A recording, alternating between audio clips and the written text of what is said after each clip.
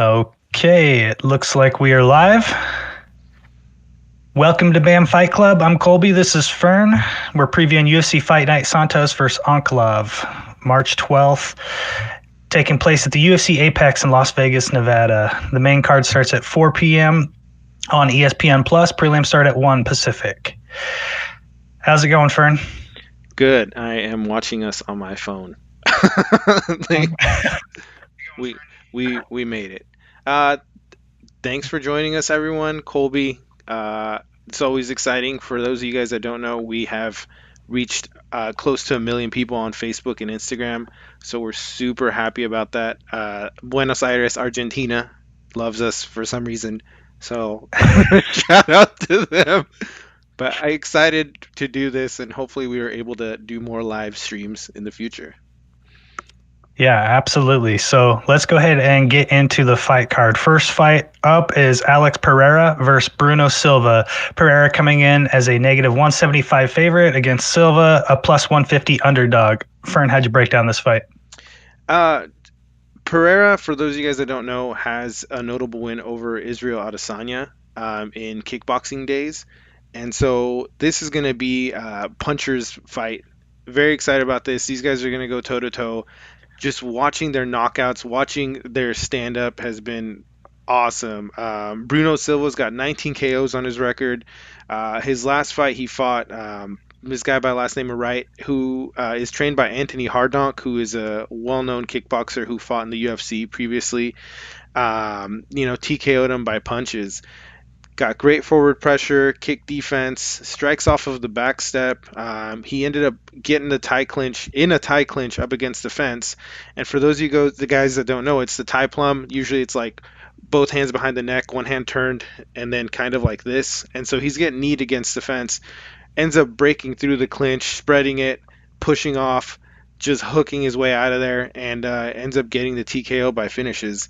Long punches, like it's cool to see some of these guys that when they knock people down, they just hold somebody there and just swing with their other hand, and that's exactly what he did on this one. With Alex Pereira, he's trained by Glover Teixeira. He's a Glory kickboxing champ. He has a notable win over Israel Adesanya. He's 6'4", which is tall for any weight class. Especially I feel like that middleweight weight class always has the taller, lankier fighters. He's got this great win by flying knee. His last 4 wins has been by TKO, KO. In his last fight against Michaelides, he was getting wrestled against the cage for basically all around 1. And everyone's like, okay, is this guy all hype? Is he going to live up to it? And round 2, like the first strike, he just runs out there, flying knee, finishes the fight. So these guys are both going to swing hard, heavy. I think Pereira's got the better kicks. Silva's got the better power. Pereira's got the technique, reach. I want to root for Pereira because I want to see him face Adesanya. What do you think, Colby? Yeah, that's exactly what I'm thinking. Like the one guy that beat Adesanya, you want to see him rise to the ranks so you can see how things play out now that Adesanya is at the top of MMA, because they faced off when they were kickboxing. And the thing about both these fighters is they're both KO specialists. So Pereira, his last 4 fights, he's won by KO.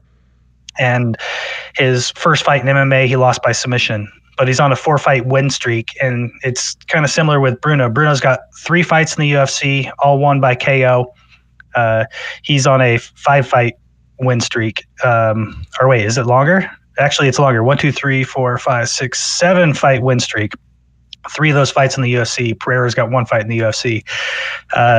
So I feel like one of these guys is getting knocked out for sure, because that's all they know how to do. I don't see any submission. Is there any submission? The last submission win from Silva was in 2012. Or no, he hasn't even. He's never won by submission. He's lost by submission a couple times, but every win that he has is KO, TKO, KO, KO. Yeah, just tons of KOs. He's won 1 decision, and everything else is a KO. And with Pereira, everything's won by KO. So, Yeah, someone's going down. Someone's going to sleep in this matchup. This is going to be a fun one. In terms of who I'm leaning towards, yeah, it's just Pereira, just because I want to see him fight Adesanya. I want to see that. I want to see him run that back. Definitely. I think this is going to be performance of the night knockout. Yeah. Okay. Okay. Let's see here. So next up, we've got Drew Dober versus Terrence McKinney. Dober coming in as a negative 170 favorite, McKinney plus 145 underdog. This is going to be a great fight. Dober, his last fight was against Rydell in June last year, where he lost by decision. Before that, he fought Islam Makhachev, where he got subbed in round 3. And after we just saw Makhachev go against Bobby Green, where he subbed Bobby Green out in, I don't know, was it like a minute or 2 minutes or something like that in the first round? You know, making it to round 3, I guess, is kind of a victory. It's kind of like when you're fighting Shevchenko. I feel like Makhachev is so dominant that, you know, just not getting subbed in round 1, round 2 is almost a victory in itself. So Dober's been around for a while. He was ranked, and now he's no longer ranked after his last loss. He did look good in his last fight, though, where he fought Rydell. He had Rydell in big trouble in the first round from strikes, and he couldn't finish him. He had Rydell in trouble in the second round from strikes, and he couldn't finish him.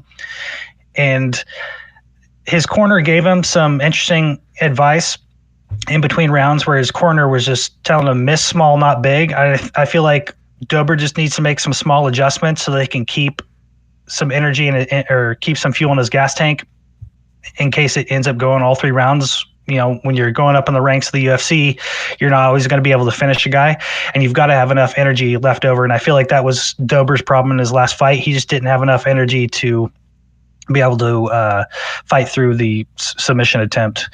Had he done that and it gone to decision, it might have gone his way. With Terrence McKinney, he's got 2 fights in the UFC, 1 win by KO in 7 seconds. That was one who we talked about, I believe, like a week or 2 ago with the opponent that he fought. Because he fought like 2 weeks ago.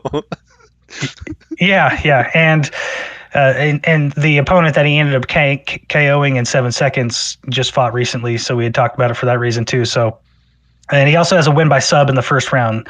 So there's not a lot of footage in the UFC to go off of with McKinney, but from what we've seen, you know, he's clearly got what it takes to, you know, make that run at getting ranked in the UFC. He has KO power, which we saw by KOing a guy in 7 seconds. Just a nice 1-2 punch right down the middle, was able to knock the guy out. He's also got good scramble ability on the ground. I like his half guard position also from top, where what I noticed is he has a really, really wide base when he's in that half guard position. So it's really hard to throw him off. But that really wide base also allowed him to generate a lot of power with his strikes from that half guard position, which I thought will give him a huge advantage if he can take Dober down. Now, Dober's a really good wrestler and grappler, so I think that's going to be hard to take him down and maintain that position. But if he can get there, it'll definitely play to McKinney's advantage. But the thing is, so Drew Dober, I feel like he kind of has the motivation of desperation, where if he loses his fight, that'll be 3 losses in a row and he's no longer ranked. You know, is his contract going to be in jeopardy at that point? And I feel like McKinney definitely has the momentum because he's coming off of some wins. So I'd like to see Dober do good. I like him as a person, but I'm picking McKinney to win here, and McKinney is the underdog. Dober is the favorite, but I think it's going to be, from what I've seen with McKinney, he's been pretty dominant. He hasn't gone against, you know, the top guys of the UFC yet, but I think that momentum, that mindset, that confidence, combined with his KO ability and his grappling ability, is he's going to take it home. What do you think, Fern? Drew Dober's last fight against Rydell was a great fight. I watched that like 2 or 3 times because they had so many scrambles, so many takedowns. Just they hit each other, they rocked each other. I thought at the end it could have gone either way. Definitely a close fight. It was unfortunate to see, either guy lose. I would have been like, if it was like draw, I was like, yeah, yeah, that's a draw. But he definitely got dropped a couple times. With Terrence McKinney, exciting up and comer guy. Excited to see him uh, do everything and see what he can, if he can come up and meet the expectations. One of the things that I laugh about though, I watching Drew Dober's fights, his haircut stands out. And I don't know if you can see it, but or if you're a Looney Tunes fan, but I was gonna pull up, but I'll show you on my phone. He reminds me of this dog. Like, have you, I mean, there's a dog on Looney Tunes that just whose hair is in his face all the time, and you're just like, he's a sheepdog. And I was just like, man, where have I seen that haircut before? And just me, sorry, I have to be humorous and ridiculous all the time. But I was like, he looks like that dog. And so, uh, Oh but man, that's hilarious. Dober, I hope he's able to keep going. He just has that build like Michael Chandler, just solid, stocky, powerful. Whereas McKinney is more your typical striker body. So I think this is striker versus wrestler kind of setup, essentially, when you break it down in its foundation. And I'd like to see Dober keep going. But it wouldn't surprise me if McKinney picks him apart on the feet. Yeah, exactly. So next up, we've got Roundtree Jr. versus Carl Robinson. This is a very close on the odds. Roundtree coming in as a plus 110 underdog. Roberson as a negative 130 favorite. How'd you break this one down? Khalil Roundtree has some great striking. In watching him, I didn't expect to see the amount of quality striking that he has. He has a great win over Gokhan Saki. Any of you guys who watch any other striking combat sports, Gokhan Saki is a K1 and Glory kickboxing champion. He had a short-lived career in the UFC, and in his fight against Gokhan, Khalil broke him down, knocked him out. Stopped him, didn't knock him out, but stopped him TKO. Just was able to circle, establish the lead jab right away, circle to his right, checking left kicks, and then as soon as he checked the second left kick, he threw a straight right down the middle and ended up knocking Gokhan back and just hammer fist to finish it. Against Bukauskas, which was his last fight, he hunkered down. He was like at a bigger weight. He's got really broad shoulders, so he's able to kind of just make himself look huge. And with that, he was able to do right hook, left straight. Again, his right hook, I think, is he's got a strong right hand. Was forcing the circle both sides, so he was able to just cut off any angle that Bukauskas was doing. And then would start kicking him. He was like essentially chasing him into circling and then started kicking to cut off the circling. So very methodical striking technique. And then bruised his leg pretty bad. It's probably one of like besides Uriah Faber losing to Jose Aldo, um, Bukowski's leg was just like almost like openly bleeding like from being whipped by those kicks. And then he used an oblique kick to finish him, which I don't know how you guys feel about that. I know there's plenty of pro fighters that want them banned, specifically Rampage Jackson, in his loss against John Jones. But those oblique kicks are damaging, and if you get a chance to watch this stoppage, his knee just buckles and touches the ground. And Bukowskis is a tall guy, and it's just you hear him just yelp in pain. And anytime you hear a grown man yell, it's just I was like you know. Carl Robertson as well has glory kickboxing experience. His debut fight was against Jerome LeBanner. Any of you guys who know any of the kickboxing from back in day, like I used to watch those videos that were highlight videos, like back on LimeWire or Napster days. You had the videos of were like K1 kickboxing or UFC, and it was always like Hoist Gracie was the UFC guy. Well, Jerome LeBanner was always on the K1 kickboxing highlights, and so that was a great fight to have him debut against because he was able to show his skill right away. He's got a 15-second win over Ryan Spann, and it's crazy because they essentially just clinch. He got dropped right away, clinched against the cage, and just short elbows, which I love to see that to fight the clinch. I wish more fighters would utilize it. What comes to mind is Masvidal, Covington, a lot of those positions where they're stuck against the cage, you want to see fighters diversify their strikes. And I think short elbows in those areas would work. Against Marvin Vettori, he lost. Um, but it was an interesting fight because he does like a Superman. He ends up getting in a guillotine, and his back is against the wall, and he literally climbs up the wall and launches forward Superman style to escape the guillotine.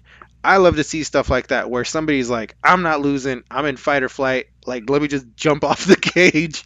And you're just like, I wish more fighters would utilize the cage. It's definitely a tool.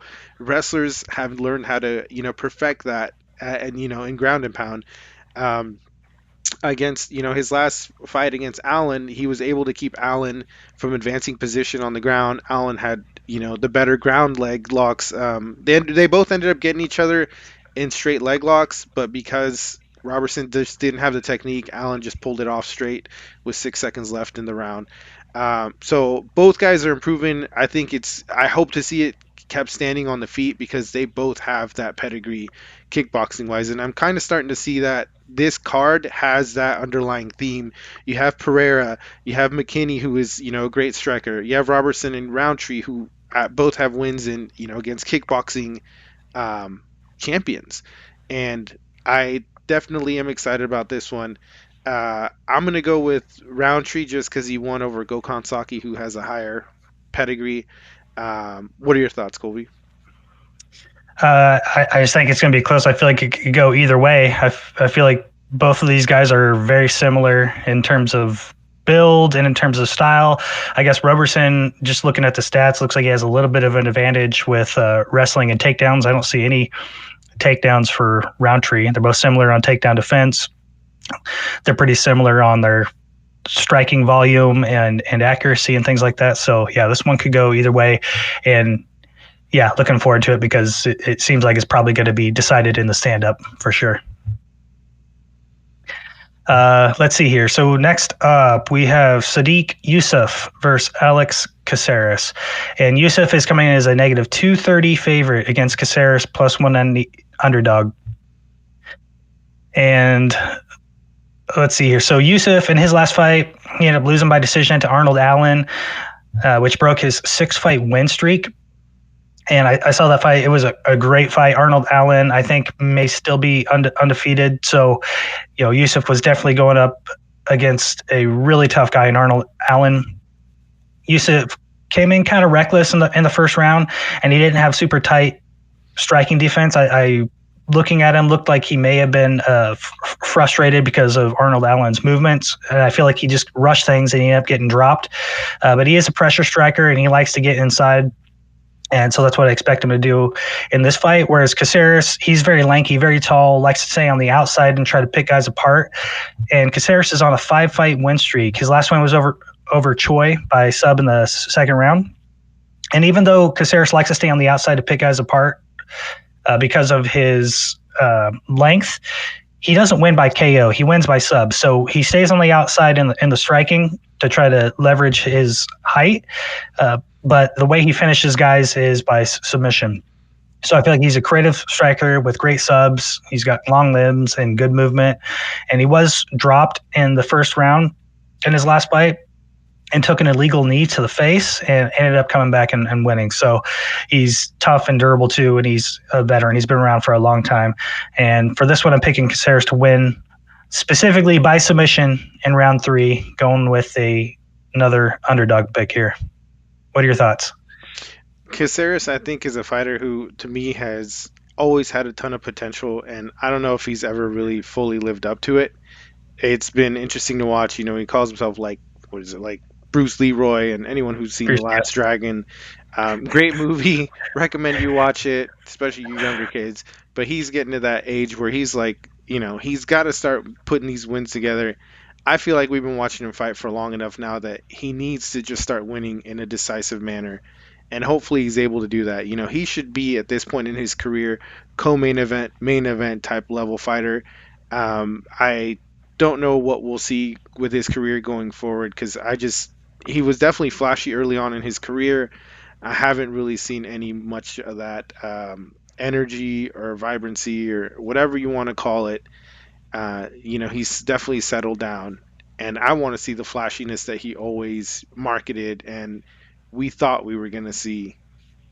Granted, everyone changes, but I want to see him beat Bruce Leroy. Come on, man. You can't have that nickname and not be flashy. Yeah, I think. By the way, you can watch that movie. I think on UFC Fight Pass. I think they have a bunch of all those old movies, and yeah, me and my brother loved watching that when we were younger for sure. And yeah, Caceres has got a 19-12 record, so he's one of those fighters, kind of like Nate Diaz, where I feel like people do like to watch his fights, but not the greatest record, and doesn't look like he's going to be getting a title shot anytime soon. So we'll see. But I'm still picking him to win. Do you have thoughts on? Do you think Yusuf or Caceres is going to pull this one off? I'd like to see Caceres. I'd like to see him win in flashy old school style so that he can show people like I still have it. We can still like I'm still the last dragon, Bruce Leroy. Yeah, Show yeah. enough. Yeah. All right. Next up, we've got Marlon Moraes versus Song Yadong. Moraes coming in as a plus 200 underdog. Yadong coming in as a negative 240 favorite. What do you think of this fight, Fern? This is your typical young versus old fight. Marlon Moraes, if you watch him, just built solid, had great power, technique. He's got wins over Jose Aldo. Any of you guys who watched WEC back in the day, Miguel Torres. He's got a great KO victory over Aljamain Sterling, flying knee, and in his one fight for the championship belt, he fought against Henry Cejudo. I thought he was winning that fight, and then Cejudo ended up, getting the win. His last three fights have been losses, and they're not just like a decision. He's getting KO'd, TKO'd, but he is showing that he is about to stop them up until that point. Like it's an emotional roller coaster watching his fight, especially his last fight against Valishvili. Just he dropped him. I don't know if you remember watching this one, Colby. He drops the guy like 3, 4 times in a row. Everyone's like, should the ref stop this or not?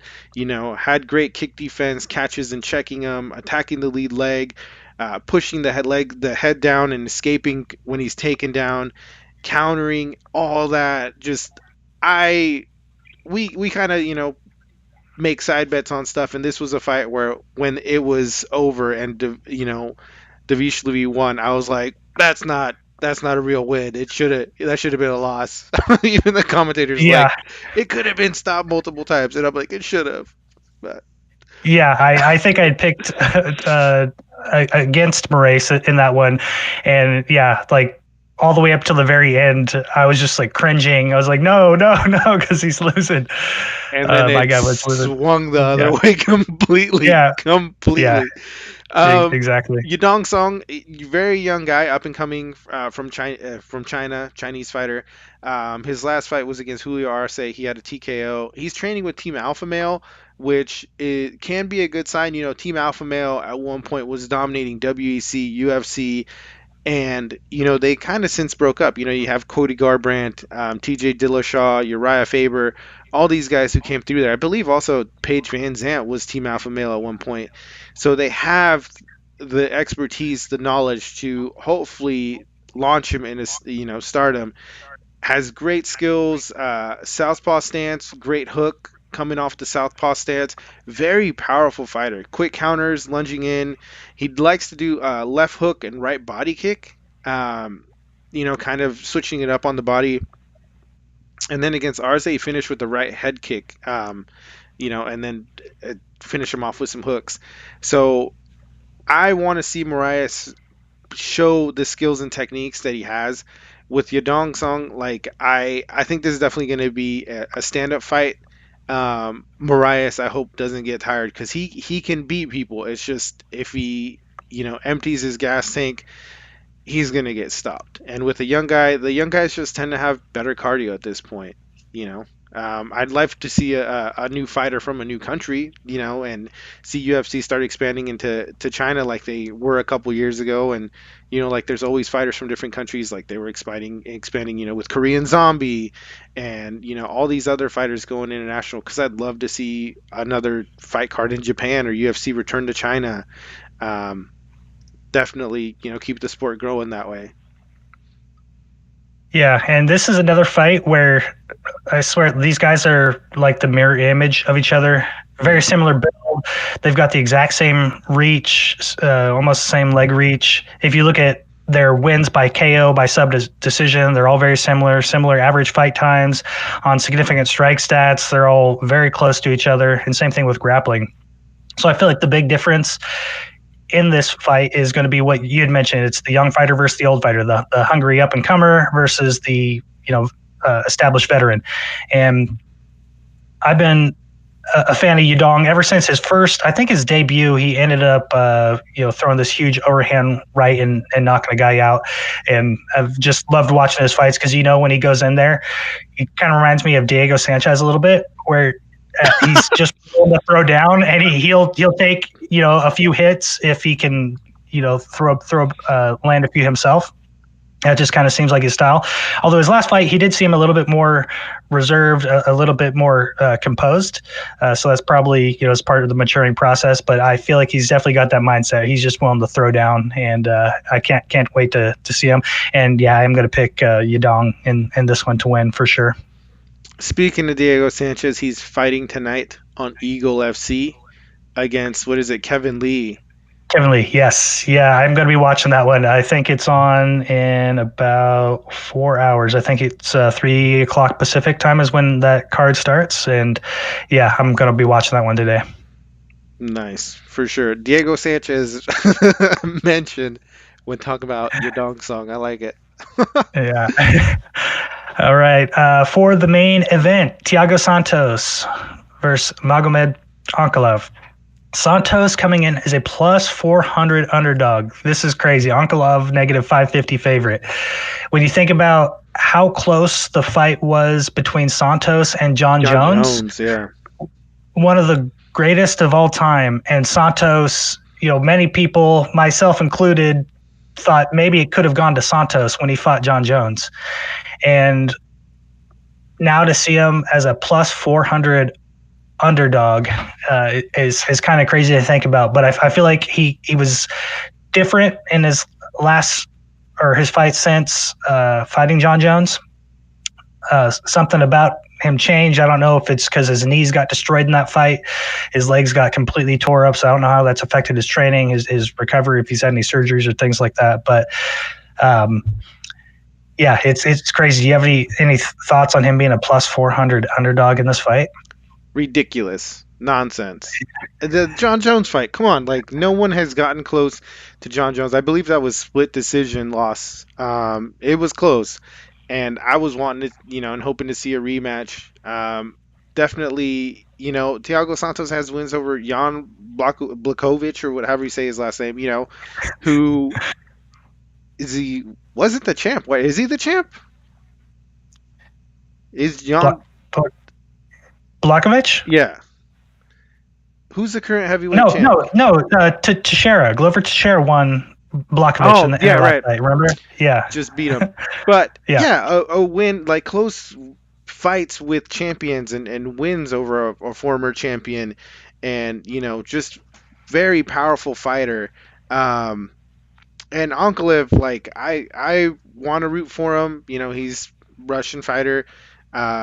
I love that he had that fight, the tiff with how do you call his name? Like Ivan Kutalaba, the whole playing possum. Was he out? Was he not out? I thought he was out, and I was so glad the second time when he knocked him out, because don't play possum in a pro fight. Like I thought he was rocked. Yeah. He had back-to-back wins against Kutalaba, both in the first round. Yeah, and then he's got some great wins by KO. Like he did a front kick against, I don't know how you say this guy's last name, Lungyambula. I don't know. It's Lungyambula, and he did a front kick. Yeah. Anderson Silva, Lyoto Machida style, just bop right in the face. I don't know. I don't agree with this. Should be a 50-50 fight, and it is a 50 fight for me. Okay, so as far as if you're going to be putting money on this, you're going to be putting money on Santos. You think that's a good underdog bet there? I would have no problem with it. I might put money on Santos just to be like that. Those odds are ridiculous. Like Clearly, we're trying to, UFC's trying to push these Russian fighters, and who Khabib has associations with, or all these people coming up, and it's great, but at the same time, like, be reasonable. Come on now, like, Yeah. So here's the thing. I am picking Ankalaev to win in this one. I do think it's crazy the plus 400 negative 550, but it's all based on just if you look at Santos fights, like I said, since John Jones, he lost by sub to Teixeira, lost by decision to Rakic. He did win against Walker, but I don't know if you remember watching that fight against Walker. it was very boring. Yeah, it was not super impressed. So that's what I'm saying. Even though I feel like Santos, you know, like you said, he has a win over Blachowicz. He has a great resume. I feel like since the John Jones fight, there's just been something different. So I don't know if John Jones, that was where he peaked and maybe he's lost some motivation. It could be just because of how beat up he got in that fight. If you remember, both of his knees were completely destroyed in that fight against John Jones, and he kept going. So I don't know how that's affected his training. Is his mind still in it? So I feel like it's either something physical or with his body, or something mental, not with his skill in terms of technique, in terms of what's going to give the advantage to Ankalaev in this fight. So yeah, that's what I'm expecting. I'm expecting Ankalaev to use his wrestling against Santos and for him to come out on top. Yeah, it's crazy. I'm watching the weigh-ins just happened not too long ago, and Ankalaev is taller than Santos, and Santos is a pretty big dude. Ankalaev is just tall, lean, powerful, with a strong grappling base. I think maybe that's where they're thinking, is that this is probably going to go to the ground. Santos does have the power standing up, but Ankalaev showed that in his last couple wins that he can swing as well. What were your thoughts? Go back to the Ankalaev Kutalaba fight, the first one. Do you believe it was stoppage worthy? Do you think it was the possum technique? Like, what were your thoughts on it? That fight still irks me. I don't even actually recall the details exactly. That was February of 2020, where it was 38 seconds in the first round. But I mean, the fact that his very next fight was against Kutalaba, shows you that Dana White, or at least the matchmakers or enough fans, also thought, that it should not have been stopped, which is why he got the immediate rematch. But it was pretty definitive in the rematch. Another win in the first round, 4 minutes and 19 seconds. I mean, it went a bit longer, but I don't know that Kutalaba mounted any, anything that would call into question the decision in that first fight. Definitely. Yeah, it's going to be a good one to see who's next in line, going up the heavyweight. No, they're heavyweight, right? Light heavyweight. Light heavyweight. 205. I feel like it's going to be a good card. There's going to be a lot of knockouts on this card, which it seems like it happens. Like the pay-per-view fights, oftentimes when you look at the entire card, you don't see as many knockouts, I feel like, as some of these like free fights that are on ESPN Plus. They're like the sleeper cards where not everyone's going to be paying attention, and then you end up seeing these just amazing fights on some of these ESPN Plus cards. Yeah, that's why people need to be like us and watch every damn fight. I was watching one fighting championship this morning. Gary Lineker won. Tan Lee won just by knockouts against Bibiano Fernandez. Like, all these great fights that go on, and people are just oblivious to. And you wish they would. Like, there's just so much, because eventually they end up fighting somebody who fought in the UFC, or they end up fighting in the UFC themselves. And it's cool, if you follow it, to see that transition either in and out of the UFC, because that's just that, what is it, like 6 degrees of separation. It's not big. It's not, Lineker, who fought in ONE FC and won the belt, was fighting in the UFC not too long ago, and now he's champion a different organization. Granted, it's a different set of rules, different set of skill set, but still, you hope to then see him, okay, now you're champion at this organization, can you come back in the UFC and do that again? Yeah, lots of good fights. Eagle FC tonight, stuff like that. Here's another fighter I'm interested on the prelims. Chris Motino, if you remember the guy who fought Sean O'Malley and was just that zombie. O'Malley couldn't put him away. Oh yeah, So the whooping for three rounds, right? Like yes, yeah, he's fighting tonight, and he's going against somebody who's probably more in the range of his skill set. So I'm curious if this guy is just a punching bag, zombie fighter, or if he can actually mount some offense and throw some punches. So I'm curious, because this guy clearly has the chin. If he just had some offense that he could mount, he could probably go pretty far. Who knows how long his career is going to be? You can't take punishment like that for I feel like very many fights, but who knows? So I don't know. It's going to be an interesting one. I'm curious to see, how this guy is going to match up against some people who aren't quite at Sean O'Malley's level, which I feel like Guido Canetti is not quite there at the 135-pound weight class. So what a name too. Yeah. Yeah. Yeah, and I mean, there's some other good fights. There's going to be Sabino Mazo versus Miranda Maverick. I'm looking forward to that one. Also, J.J. Aldrich and Jillian Robertson. Looking forward to that one. Going to be a lot of good fights tonight. Can't wait to see them. Anything else you want to talk about, friend? No, just thanks for the views. Thanks for the likes. We'll probably have some snippets up tonight of this or tomorrow, and keep following, keep liking. The last video had 82,000 views, which was the Colby Covington Masvidal preview. So that was awesome. Although the fight was kind of a letdown, in my opinion. But keep liking, keep following, keep subscribing. Tell your friends, tell your grandma, everyone. Get a YouTube. That was on Facebook or Instagram. Instagram, right? Yeah. Instagram. Yeah, so we got to get our YouTube views up. Yeah, so hit that subscribe button, hit the like button, and we'll catch you guys next week.